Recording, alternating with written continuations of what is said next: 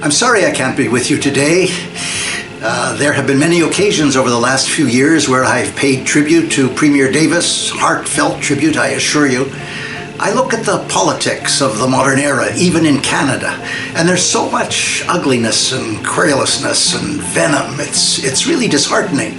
But if you want to find an antidote to that kind of political engagement, then just take a look at the tenure and life and career of William Davis, and you'll see the exercise of dignity and decency.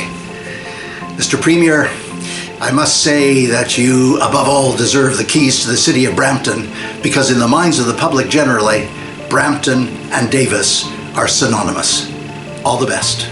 This is Peter MacKay wishing William G. Davis, Kathleen, and the entire family my very best wishes and congratulations for this latest honor bestowed upon you, the key to the city of Brampton, a place where all roads lead, as we know.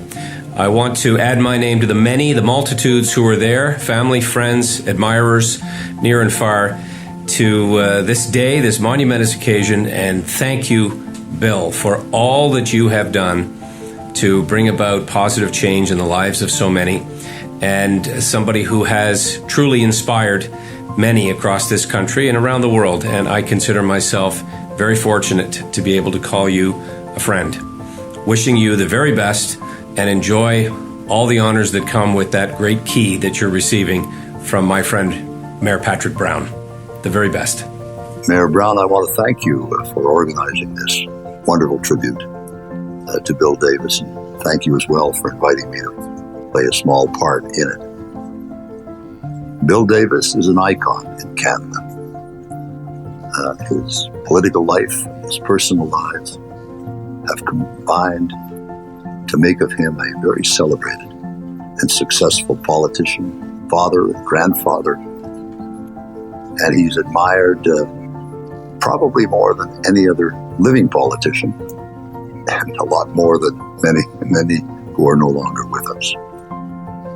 When I think of his national and international leadership, because he was the representative who, along with Drew Lewis, brought about the Acid Rain Treaty on behalf of President Reagan and myself.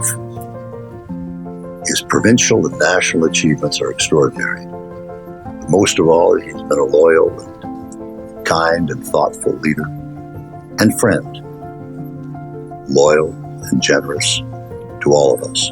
So, Bill, I just want to say thank you to you and your beautiful family for all you've contributed to Canada and to Ontario, principally, I suppose, to your beloved Ontario, to say nothing of, as you used to tell me, the greatest city in the world, Brampton. So I'm delighted to be with you today and to say, on behalf of our family, to Bill, we love you and we're proud of everything you've done. Thank you.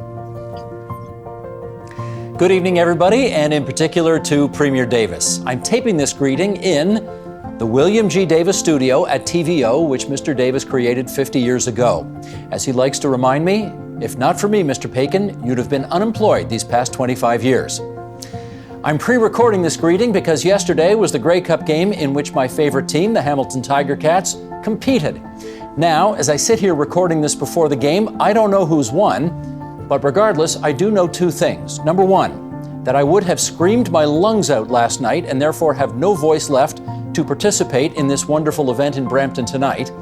And number two, that Premier Davis is completely philosophically misguided in his affection for a certain other CFL team that plays in double blue, but that's his problem, not mine.